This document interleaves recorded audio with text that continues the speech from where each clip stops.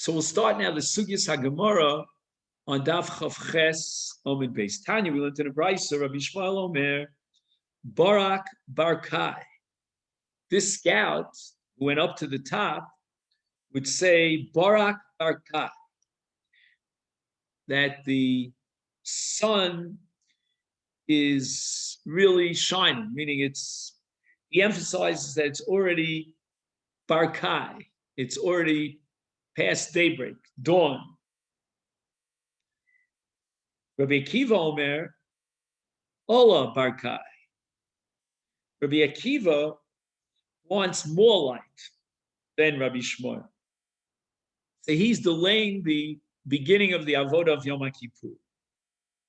Nechumya ben Afaktion Omer, Af Bar Kai bechevron. He's making it even later. He's saying that the sun is shining at dawn even as far as Chevron is concerned. Masya ben Shmuel Omer, Hamemun al Paisos Omer Heir Pnei Kol HaMizrach Ad She Bechevron. Yes, it's even later. It's Heir Pnei HaMizrach. It's not just Bar Kai. It's really, the entire sky on the east is lit up. Rabbi Yehuda ben Beseira over Heir Pnei Kol HaMizrach Ad She Bechevron. The entire sky is lit up on the east, all the way as far as Chevron. I'm not exactly sure what's the difference here between Masya and Rabbi Yehuda ben Beseira. Masya says Heir Kol Pnei HaMizrach. Heir Kol Pnei HaMizrach Ad She Bechevron. Oh, I'm sorry. Rabbi Yehuda ben Beseira is adding a different halach. He's not talking about notifying the people that it's daybreak and therefore it's time for the Shchitas HaTamid. He's talking about v'yetzu kol ha'am ish lemalachto, that if a person has a contractual obligation to begin his work with daybreak, we wait until this moment of time when the sun breaks out on the eastern side as far as Chevron is concerned, and then we know it's time for the workers to go out to the avodah. The Gemara says, "Ihachi nagale tuva." If this be the case, then why are we asking if it's time for the shechita? It's obviously very well lit up. Anybody could see it. And what's the point to telling the workers that they have to go out to work? It's obvious. Nagale tuva. It's very well lit up. And the Gemara answers that we're not notifying the workers. They can figure that out on their own. But liskar polim kamina. We're talking to the employers because the workers, the day laborers, would gather together before daybreak and wait for the employers to come and try to, haggle, try to set up an agreement and a contract and sign a contract for the day's labor. So that even though we're at the beginning of the day, this is the time for the employers to go out and find the workers, because the workers are already out there in the market presenting themselves. Now, all this is because of the Talmud Shel Shachar. Now the Gemara fast forwards to the Talmud Shel Ben Arbaim. Omer of Safra, Slosa de Avram Michi Meshachre Kosle. The Gemara is assuming now an equation between the earliest time for the Talmud Shel Ben Arbaim and Tfilas Mincha, identifying these two as one. And Rav Safra says that this mincha, which is called Tzelusa Davram, now even though the Gemara says in Brachos that it was Yitzchak who established Tfilas Mincha,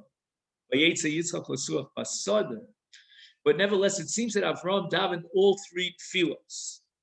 He established Tfilas Shachos, but he davened all three tefillas. So that's why tefillah is called Tzelusa Davram, in this context, Mincha. When is the time for tefillas mincha, says Rav Safra? It's when there's a certain darkness. So let's see, if you have a wall, right, a vertical wall, then when the sun tilts towards the west, right, first it's perfectly on, exactly on top, and then you won't see a shadow either way. But as soon as it starts tilting to the west, then the kosel is going to block the sun in such a way that there'll be a shadow on the east. Once there's a shadow on the east, a little bit after midday, so it's 12 noon, and you begin to see the shadow on the east, at that point, we're ready for Tzalusa Davram for Tfilas Mincha.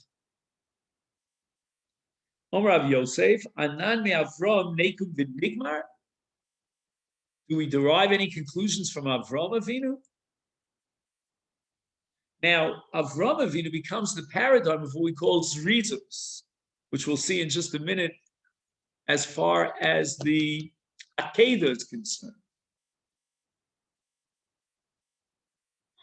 But Rav Yosef thinks that if this is a midah, a special midah of Zrizus of Avram,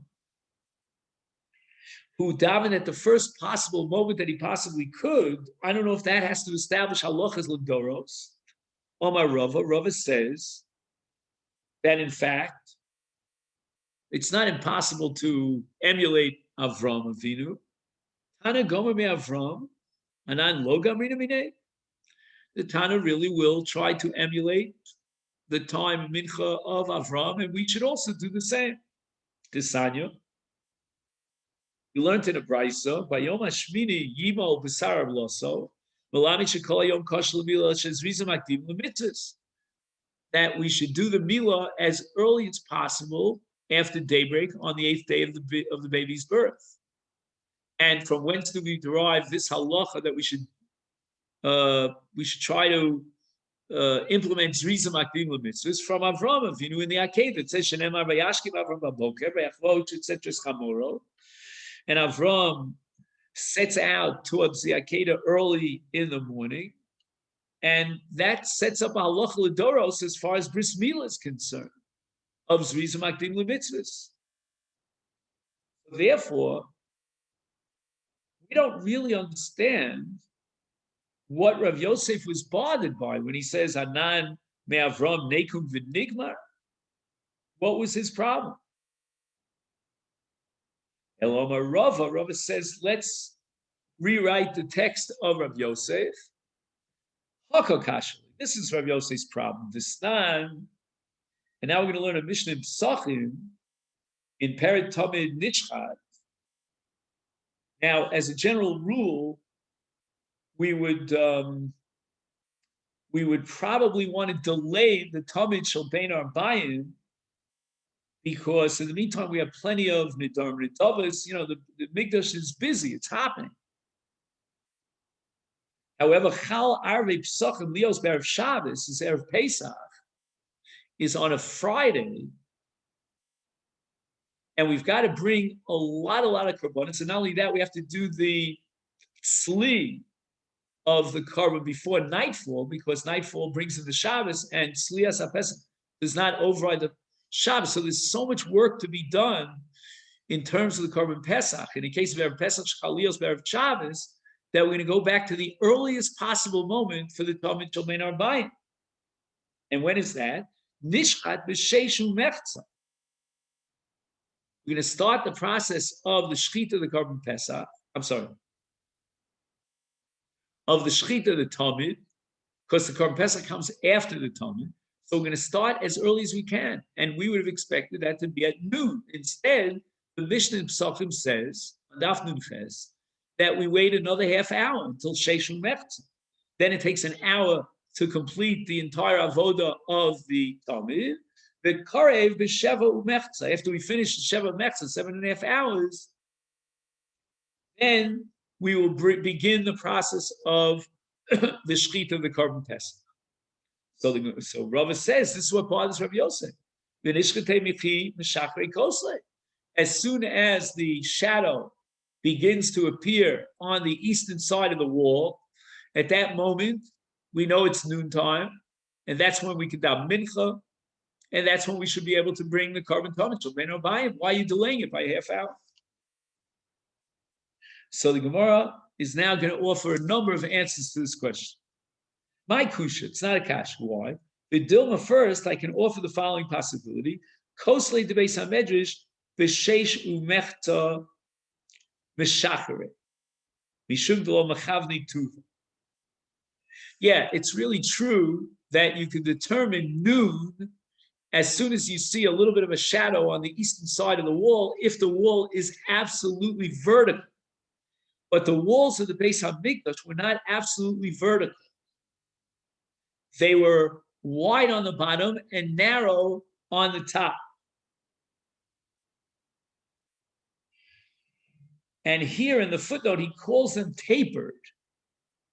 So the base of the wall of the Mikdash was broad, and the top was tapered. So therefore, with Zrichas HaShemesh, you would see the sun on the eastern side of the temple wall, even after the sun was already in the west, up until a half hour after noon.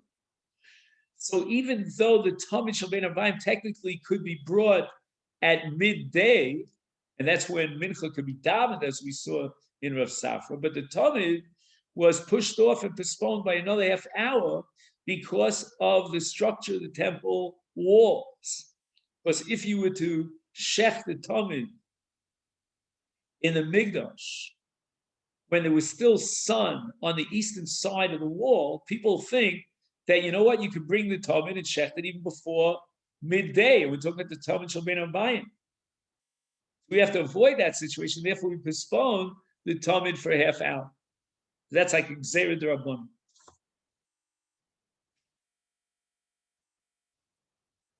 Inami. Now the Gemara offers an alternative answer to this problem.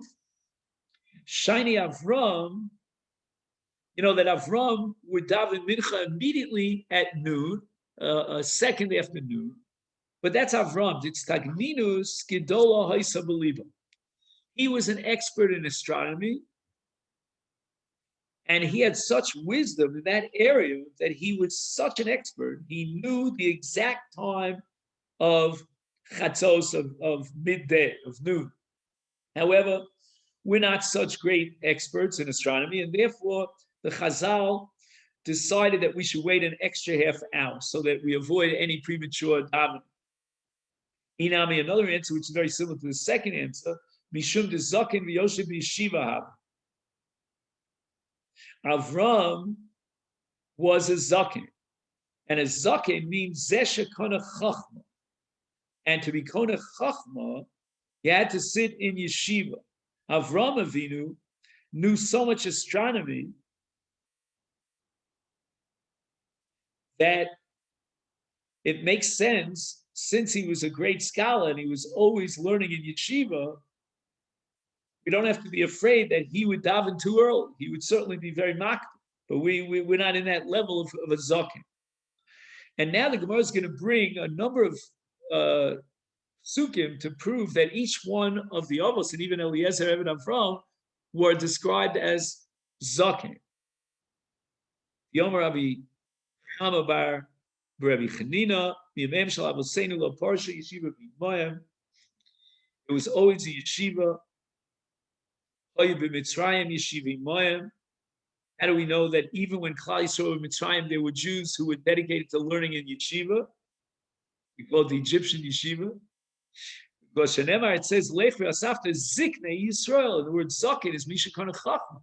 So there was ziknei Yisrael. When Moshe showed up, gathering the elders together, they were apparently Yoshim b'Yeshiva. Oiva Midbar, Yeshiva Imoyim. How do we know this? Here already we have a Sanhedrin of 71 elders in the Midbar. Shenemar, Moshe gets the command from on high, Esfa li shivim ish mizikne Yisrael. Gather 70 men from the elders of Israel. And if they're called Skanim, then it means that they were Yoshim Yeshiva. Avram Avinu Zakim Yoshim Yeshiva. Haya Shenemar Avram Zakim Baba Yom. Yitzchak Avinu Zakim Yoshim Yeshiva. Shenemar Hiki Zakim Yitzchak. Yaakov Avinu Zakim Yoshim Yeshiva. Shenemar the Ene Yisrael Kavdu Mizoken. This I find fascinating because Kavdu Mizoken really should be understood that when a person gets older, very often his eyesight gets weaker. It's almost inevitable. But Kavdu Mizoken, but the Gemara understands no. Zoken means because he was studying Torah 14 years in Beis Shem Ve'eva, and that affected his eyes, which reminds me of, I think it's Dr. Shet, there's an optometrist here in Yerushalayim, and he told me that back in the day, he was an optometrist in Baltimore. And he says inevitably Yeshiva Bacham would come for glasses because they were nearsighted. Eliezer, Eved Avram, Zakim, Yosef, Yeshiva. Even Eliezer was the Yeshiva Bacham. Shenemar Vayomer Avram El Avdo Zikan Beso, Moshe B'chol Asher Lo. So again, he's called as Zaken Zikan Beso because he was busy learning the Torah of his Rebbe Avram. Omer Rav Lazar Shemoshel B'Toras Rama. What does it mean? Moshel B'chol Asher Lo. He was Moshel in the Torah of his Rebbe, and he's described in a different pasuk as Huda Mesek Eliezer. What does that mean, Mesek Eliezer? What's the meaning of that word?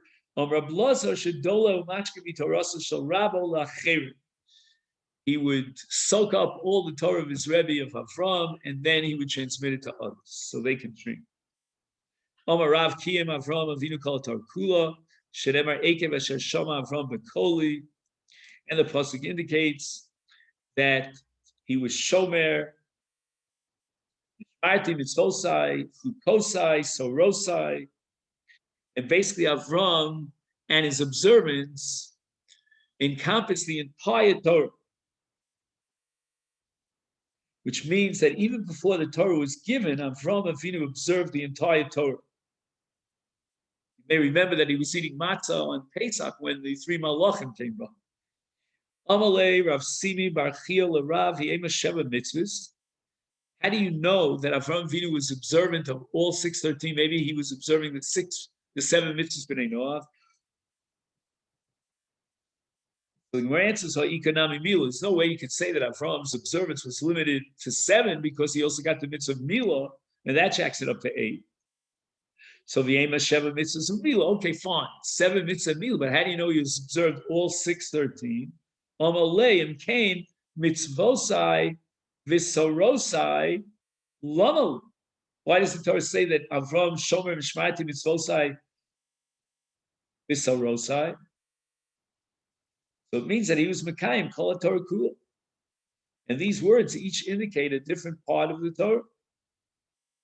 Omar Rav Tamer Avashi Kiyem Avram Avinu Afilu Erev Tavshilin, even a derabanan like Erev Tavshilin, which is part of Torah Shebal Peh, that allows you to cook on Shabbos for Yom Tov, even that was observed by Avram. And the Mefarshim say the Gemara chooses something that's obviously not halacha l'Moshe Sinai, but rather is pure derabbanan. Shenemar Torosai.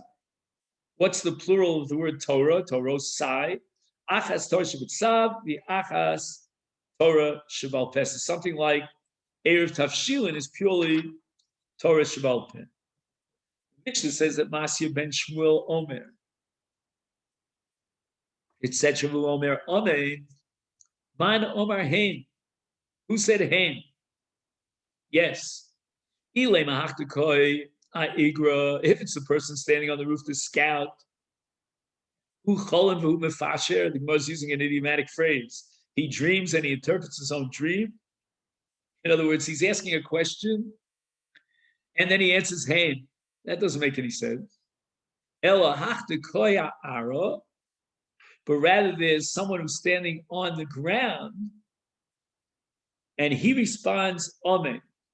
So the person on the ground is confirming that he heard from the person, the scout on the roof, that the sky was bright as far as Hebron is concerned. So Gemara says, Mino Yada. How does he know to confirm when he is Koya Ara? He's down on the bottom. He doesn't have that view, that vantage point. So the Gemara answers, I'll give you one answer, Hafta Koya Ara. The one who's standing on the roof. The one who's standing on the roof. Omar Iu, he, when he observes the sun from his perspective, his vantage point on the roof, Eir Pnei Kol HaMizrach, he makes a declaration that the entire eastern sky has lit up. The Omar Lehachta Koya Ara Ad Shebechevron, and when you say that the eastern horizon is lit up, you mean even as far as Hebron? And then the one on the roof would yell back, "Hey!" Ibai say another possibility. Hachta koya ara, the one who's on the ground. Omar iu heir pnei kol mizrach. He turns to the person on the roof and he says, "Is the eastern sky lit up?" The Omar lay, and now the one who's scouting out on the roof says to him, "Ad shebet Hebron." The Omar lay, and the one on the ground says, "Yes, that's what I needed to hear from." Lama hutuchu lekach. And the Mishnah wants to know, why is it necessary to send someone up to the roof? And the answer is because that whole story where on one occasion they mistakenly thought that it was day when it was really the light of the moon. Umi michlaf. This very premise that they could have possibly made a mistake and identified the light of the moon as sunlight, that makes no sense. But Tanya, Rebbe Omer, you cannot compare the light of the moon to the light of the sun. They're so fundamentally different. You can never mistake one for the other. This is an astronomical, this is an analysis of the principles of astronomy. The shaft of the light of the sun is very different than the shaft of the light of the moon. In the case of the shaft of light that comes from the moon, it's vertical like a stick. Whereas the light of the sun spreads throughout the horizon. So how could the Kohen have made a mistake and thought that this is sunrise? On the debate, Rabbi Yishmael, the Gemara answers, Yom HaMa'unin Hoya, it was a cloudy day. What happened was the light of the moon hit the clouds and diffused the light in many different directions. And it gave it the appearance of the sunlight.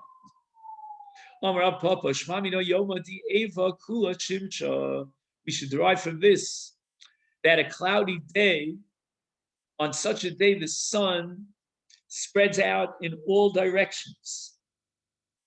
You have an area that's normally shaded, it might be heated by the sun, because again, now we're saying that the sunlight is diffused because of the clouds that wedge between the sun and the ground. We're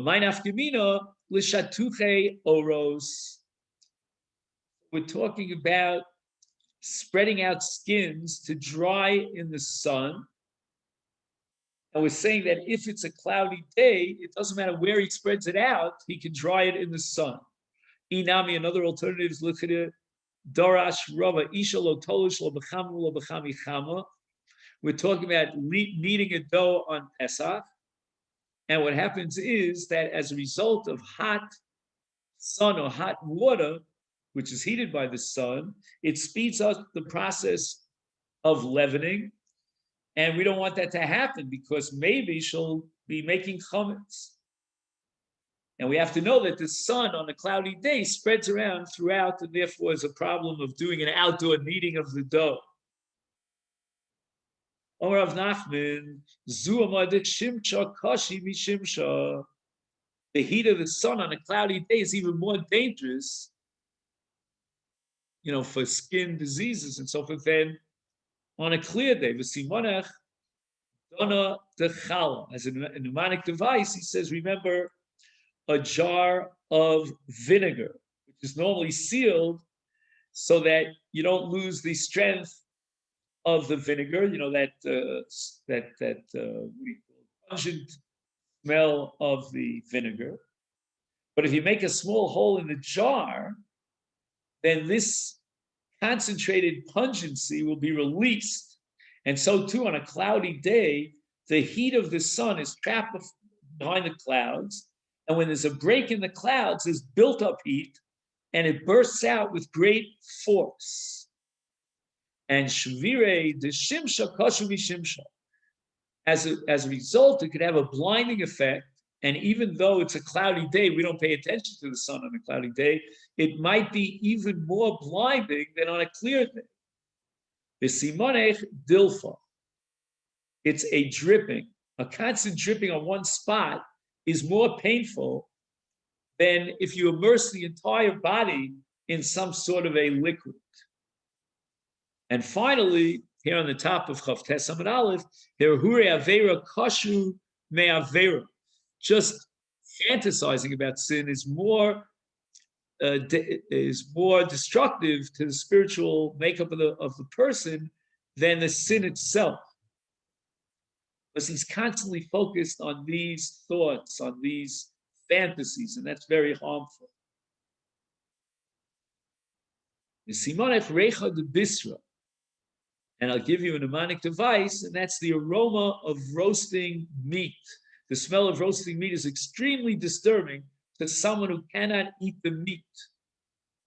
Shili the kaita, kasha mi kaita, the end of the sum is worse than the beginning of the sum, which means that the heat at the end of the summer, like for example in Elul, is more destructive than the heat in Tammuz when it's very hot, because by Elul, the atmosphere has been continuously warmed up by all the previous summer weather. So in Elul, a person can be very, very susceptible to the heat, which can have a very dangerous effect. He could be overheated and dehydrated. The Simonech Tanuri Shgira, a mnemonic device, is a heated oven. It's been fired 2 or 3 times a day. It remains warm. And then all you need is a minimum amount of wood in order to get the fire going. And Ishte, this sisva, kasha midakaita. The winter fever is even worse and more detrimental to one's health than a summer one. And the reason for that is that the fever inflames the body during the cold winter months when people are normally chilled. And that's a very intense fever, and it inflames the body. That's more intense than during the hot summer months when the body is already warm.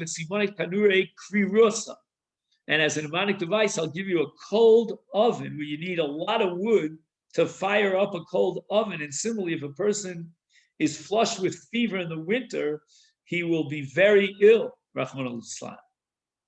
And finally, Migmar Batika Kasha Micharita. To relearn something that you knew and you forgot is even more difficult than learning something for the first time around. That's the paradox. V'simonech tina bar tina. Cement that is made from old cement. It's harder to make cement by reconstituting an old cement than by crumbling a fresh dirt and creating cement from the scratch. So we'll stop here on the top of Daf Chav Tes Amud Aleph. Omar Rabbi Avohu. Wishing you a great day. And I was able to tape yesterday's Daf.